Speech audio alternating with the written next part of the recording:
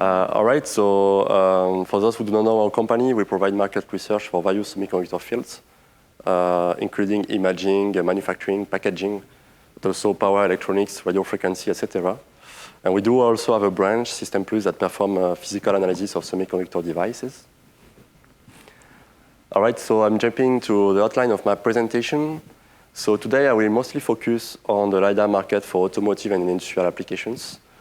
Yesterday I had a talk on 3D sensing, so I will try to not make too much overlap.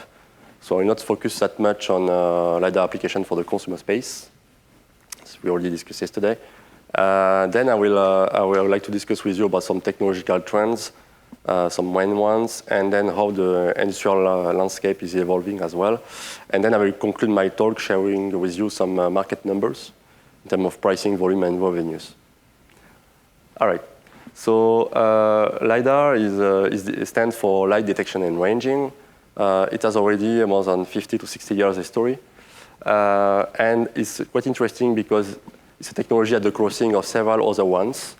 It benefited from many other fields, like, for example, from the medical ones, the progress in photodetectors, sensitive photodetectors like silicon photomultipliers.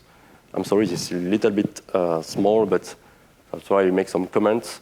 The first LiDAR application has been also for topography measurements and geographical imaging a few decades ago. And then it also used leverage technology developed for datacom, silicon photonics for datacom as well, for the lighting source. And this technology translated in many applications today, from the consumer to robotics, automotive, robotaxi, industrial application, and at a higher end, even space exploration. Of course, so the typical range price starts with a few dollars for the consumer space, up to a few hundred or $1,000 for the mobility and automotive, and even few $100,000 for the higher end products. Because of course, if you go to the higher end, you need a higher distance range, up to a few kilometers to a few hundred kilometers for the higher end application. And this is more bulky devices and more costly.